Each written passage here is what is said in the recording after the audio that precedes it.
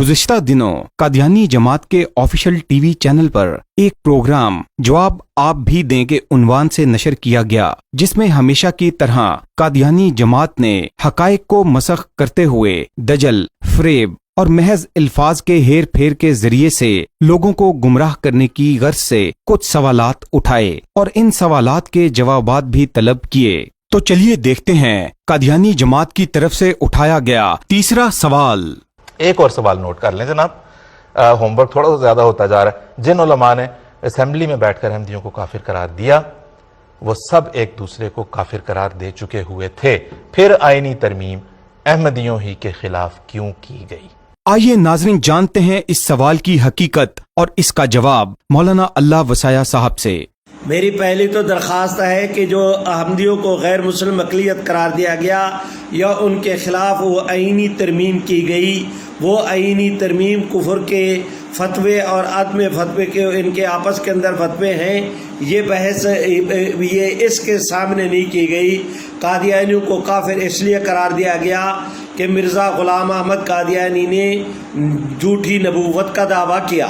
दावन नबूवत बाद नबीना कुफ्रुन बिल इजमा, रहमत आलम सल्लल्लाहु अलैहि वसल्लम के बाद नबूवत का दावा करना कुफ्र है। कोई शख्स हुजूर अलैहिस्सलाम के बाद ये कहे कि मैं नबी हूँ तो उसका ये दावा करना ख़त्म नबूवत के इनकार को मुस्तलज़म है। तो जो इसलिए कादियानियों को काफिर करार दिया गया कि उन्होंने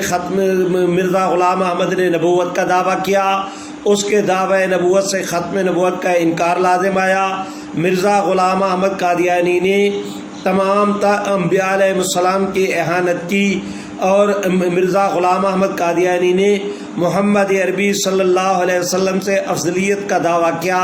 और ख़ुद ग़ुलाम अहमद कादियानी की मौजूदगी में उसके जमात के शायर ने खड़े होकर कहा कि मोहम्मद फिर उतर आए हैं हम में, आगे से बढ़कर हैं अपनी शान में। मोहम्मद देखने जिसने अकमल ग़ुलाम अहमद को देख के कादियान में मिर्ज़ा ग़ुलाम अहमद कादियानी ने तमाम अंबिया अलैहिस्सलाम की एहानत की, बिलखुसूस सैयदना ईसा अलैहिस्सलातु वस्सलाम की। तो उनके मुताल्लिक़ कहा कि ईसाइयों ने आपके बहुत सारे मौजज़ात लिखे हैं, मगर हक बात यह है कि आपसे कोई मौजज़ा सरज़द नहीं हुआ। अगर आपका कोई मौजज़ा सरज़द भी हो तो वो उस ज़माने में जो तैलाब था वो उसका मौजज़ा होगा, मसीह का मौजज़ा नहीं होगा। कुरान मजीद गवाही देता है कि हज़रत मसीह अलैहिस्सलाम को अल्लाह ने ये मौजज़ा भी दिया, ये मौजज़ा भी दिया, ये मौजज़ा भी दिया। उसके मुकाबले में ग़ुलाम अहमद कहता है कि सच बात यह है, हक बात यह है कि उनसे कोई मौजज़ा सरज़द नहीं हुआ। कुरान मजीद की आयत करीमा पढ़कर कि अल्लाह ताला ने सैयदना याहया का नाम तो हुसूर रखा, ईसा अलैहिस्सलाम का हुसूर हुसूर नहीं रखा, इसलिए कि कभी नहीं सुना गया कि ये हज़रत याहया के किसी औरत ने अपनी नापाक कमाई से उनके सर की मालिश की हो, उनको तेल लगाया हो, उनके पाँव को छुआ हो और कोई गैर महरम औरतें उसके पास आती हों। ईसा अलैहिस्सलाम का नाम हुसूर नहीं रखा, इसलिए कि ये किस्से इस नाम के रखने से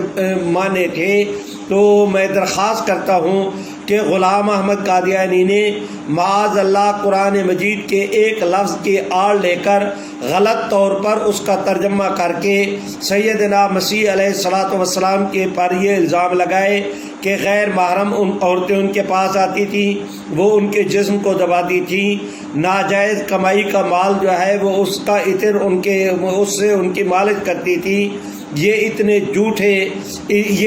झूठे इल्ज़ामात सैयदना मसीह अलैहिस्सलातु वस्सलाम पर लगाना और कुरान मजीद से इस्तेदलाल करना, ये दलील है इस बात की कि मिर्ज़ा ग़ुलाम अहमद कादियानी कोई ईसाइयों को इल्ज़ामी जवाब नहीं दे रहा। अपनी तहकीक के हक बात यह है कि आपसे कोई मौजज़ा नहीं हुआ। कुरान मजीद ये कहता है कि उनको हुसूर इसलिए नहीं कहा गया, तो ये ग़ुलाम अहमद कादियानी की अपनी तहकीकात हैं। और इस कादियानी से कोई पूछे कि सिवाय सैयदना याहया अलैहिस्सलाम के اللہ تعالیٰ نے پورے قرآن مجید میں کسی نبی کے لیے حضور کا لفظ استعمال نہیں فرمایا،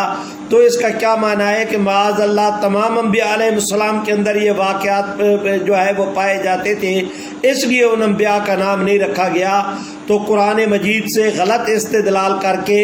جھوٹا استدلال کر کے سیدنا مسیح علیہ الصلاۃ والسلام کی طرف غلط کاموں کی نسبت کرنا، یہ وہ کفر ہے جس کی بنیاد پر کہ اس نے اللہ رب العزت کی اہانت کی، پیغمبر اسلام کی اہانت کی۔ مرزا غلام احمد قادیانی نے انبیاء علیہ السلام بالخصوص سیدنا مسیح علیہ السلام کی اہانت کی، اپنے آپ کو مدار نجات ٹھہرایا کہ اب معاذ اللہ محمد عربی مدار نجات نہیں، مسلمان وہ ہوگا جو مرزا غلام احمد قادیانی کو مانے گا۔ یہ وہ کفر ہیں جن کی بنیاد پر پاکستان کی نیشنل اسمبلی نے قادیانیوں کو کافر قرار دیا تھا، اور وہ ساری ریکارڈ چھپ چکا ہے۔ تو اس بنیاد پر ان کو کافر قرار دیا گیا تھا۔ فتوے عدم فتوے کا اس کے اندر بحث نہیں۔ اب کیونکہ قادیانیوں نے سوال کر دیا ہے تو اس کا جواب دینا بھی میرے ذمے، تو میں درخواست کرتا ہوں کہ ایک ہے کسی فرد کا کسی فرد کے خلاف فتویٰ دینا، ایک فرد کا کسی جماعت کے خلاف فتویٰ دینا، وہ ان کی انفرادی رائے ہے، اور وہ جو فتویٰ دے وہ ان کی انفرادی رائے ہے، امت کا اجماعی فیصلہ نہیں۔ میں درخواست کرتا ہوں کہ مثلا کسی بریلوی عالم دین نے علماء دیوبند کے خلاف کوئی فتویٰ دیا، مثلا ایک حسام الحرمین نامی کتاب لکھی گئی، حرم شریف کے اندر بھیجی گئی، جب ان علماء کرام جب انہوں نے صورت مسئولہ کو دیکھا،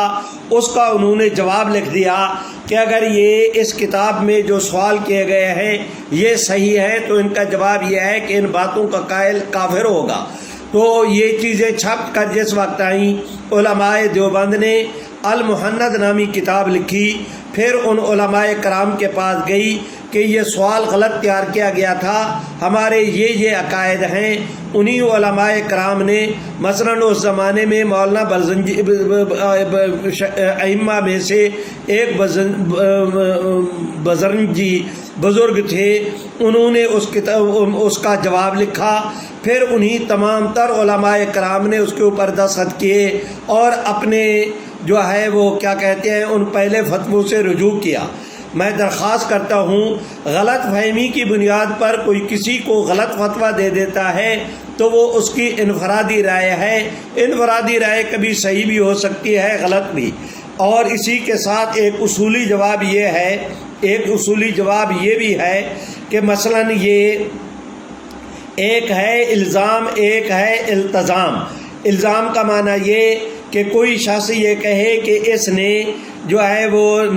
کسی نبی کی توہین کی، اب ظاہر ہے کہ نبی کی توہین کرنا کفر ہے۔ جب اس پر یہ الزام لگے گا وہ تسلیم کر لے کہ ہاں میں نے یہ توہین کی ہے، پھر تو وہ کافر ہوگا۔ اور اگر وہ یہ کہے کہ میرے اوپر غلط الزام لگایا گیا ہے، میرا مقصد یہ نہیں تھا، میری عبارت سے یہ بات ثابت نہیں ہو سکتی، میں خود اہانت رسول کرنے والے کو کفر سمجھتا ہوں، تو وہ الزام شمار کیا جائے گا، التزام نہیں ہوگا، اس لیے وہ فتویٰ اس کے اوپر لاگو نہیں ہوگا۔ مثلا جن حضرات نے علماء دیوبند پر فتویٰ لگایا، انہوں نے یہ کہا کہ یہ اہانت رسول کرتے ہیں، تو دیوبندی حضرات نے سب سے پہلے یہ کہا کہ اہانت رسول کرنے والوں کو ہم بھی کافر سمجھتے ہیں۔ انہوں نے گویا کہ اس کفر کا التزام نہ کیا، تو اس لیے ان علماء کرام پر وہ الزام رہے گا، التزام نہیں ہوگا، اس لیے ان کے اوپر اس فتوے کا اعتبار نہیں کیا جائے گا۔ مثلا مرزا غلام احمد قادیانی کی جماعت کو کہ پوری امت کے تمام تر مکاتب فکر نے، اس میں دیوبندی بریلوی کی، اس کے اندر شیعہ سنی کی، اس کے اندر حنفی اور اہل حدیث کی، اس کے اندر شافعی مالکی حنبلی کی، اس کے اندر عرب اور عجم کی، اس کے اندر امریکہ اور افریقہ کی، اس کے اندر برطانیہ اور ہندوستان کی، اس کے اندر ہندوستان یا پاکستان کی کوئی تخصیص نہیں، پوری امت نے مل کر غلام احمد قادیانی کے اوپر کفر کا فتویٰ لگایا، اور غلام احمد قادیانی نے بھی اس الزام کو تسلیم کیا، اس کفر کا التزام کیا، اب وہ صرف الزام نہ رہا، التزام ہو گیا، تو الزام لگانے کا حکم اور ہے، التزام کا حکم اور ہے۔ مثلا ان حضرات نے کہا کہ حضور علیہ السلام کے بعد جو نبوت کا دعویٰ کرے وہ کافر ہے۔ غلام احمد قادیانی نے کہا کہ میرا دعویٰ یہ ہے کہ میں نبی بھی ہوں اور رسول بھی۔ تو غلام احمد قادیانی نے اس الزام کا التزام کر لیا، اس کفر کو اس نے تسلیم کر لیا۔ انہوں نے کہا کہ حضور کے بعد نبوت کا دعویٰ کرنے والا کافر، اس نے کہا کہ میں دعویٰ نبوت کرتا ہوں۔ اور ان حضرات علماء نے کہا کہ ختم نبوت کا انکار کرنے سے آدمی کافر ہو جاتا ہے، اس نے کہا کہ ہاں حضور کے بعد میں بھی نبی ہوں، تو اس نے ختم نبوت کا انکار کیا۔ تو ان حضرات علماء کرام کا آپس میں ایک دوسرے کو فتویٰ دینا وہ انفرادی رائے تھی، انفرادی رائے بھی غلط ہو سکتی ہے، اور وہ رائے غلط تھی۔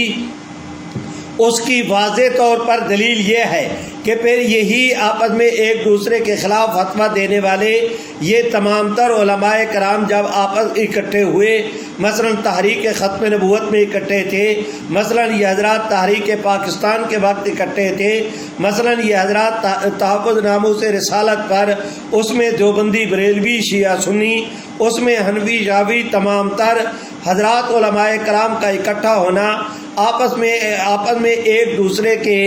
ہزارہا اختلاف کے باوجود یہ دلیل ہے اس بات کی کہ ان حضرات علماء کرام کا آپس کے اندر اکٹھا ہونا کہ وہ جو ایک دوسرے کو فتویٰ دیتے تھے وہ الزام کے حد تک تھا، انہوں نے کفر کے التزام کو کسی بھی فرقہ نے نہیں مانا، اس لیے ان فتووں کی کوئی رائے نہیں۔ امت نے جو مل کر فتویٰ بھی دیا، اور فتویٰ بھی ایسے کہ خود غلام احمد قادیانی کے زمانے میں حضرت مولانا غلام دستگیر صاحب کا فتویٰ مرزا غلام احمد قادیانی کے زمانے میں آیا، جس پر عرب عجم کے علماء کرام کے دستخط تھے۔ مرزا غلام احمد قادیانی کے خلاف فتویٰ حضرت مولانا محمد حسین بٹالوی کا آیا، جس پر عرب عجم کے علماء اکٹھے تھے۔ مرزا غلام احمد قادیانی کے خلاف اس کے سامنے، اس کے روبرو، اس کی مجلس میں حضرات علماء لدھیانہ کا فتویٰ آیا، تو جو حضرات وہ کہتے تھے کہ تو یہ کہتا ہے، ان میں سے کسی ایک کا بھی مرزا غلام احمد قادیانی نے انکار نہیں کیا، تو اپنے اس کفر کا اس نے التزام کر لیا۔ اب باہمی فرقوں کے باہمی ایک دوسرے کے فتووں کو آڑ بنا کر غلام احمد قادیانی نے جن کفروں کا التزام کیا، قادیانی جماعت جس کفر کا التزام کرتی ہے، کفر نہیں، جن کفریات کا التزام کرتی ہے، ان تمام باتوں کے ہوتے ہوئے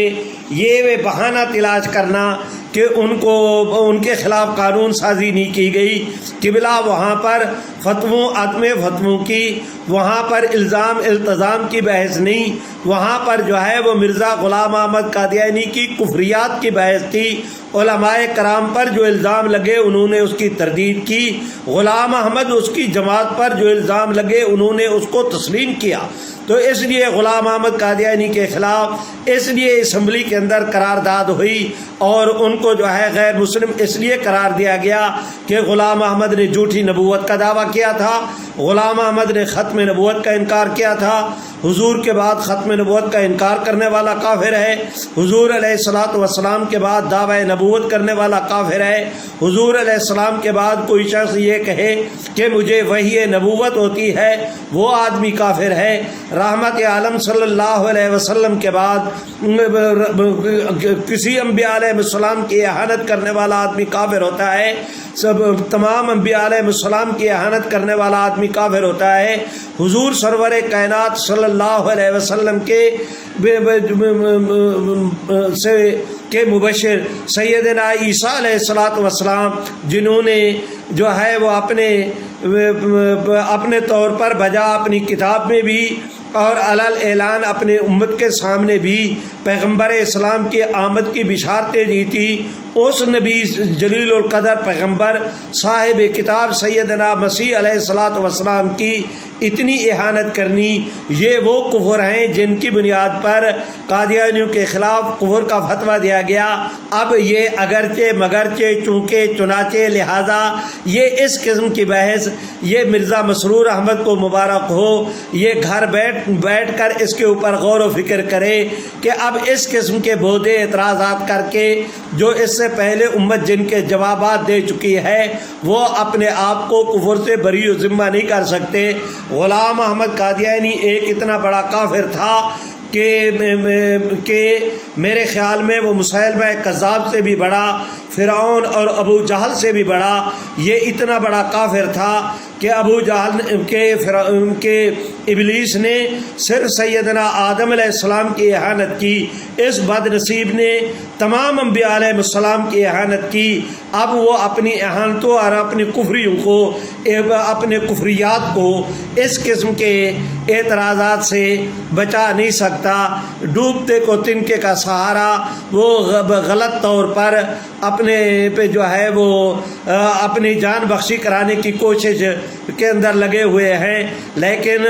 وہ یہ خود تو کمبل کو چھوڑنا چاہتے ہیں، کمبل انہیں نہیں چھوڑنا چاہتا، وہ انہیں دبوچے ہوئے ہے۔ جب تک غلام احمد قادیانی کے اطاعت کا جوا یہ اپنی گردن سے نکال نہیں پھینکیں گے، اس قسم کے بیہودہ سوالات، غیر منطقی اور جھوٹے جعلی سوالات سے وہ اپنے آپ کو بری و ذمہ نہیں کر سکتے۔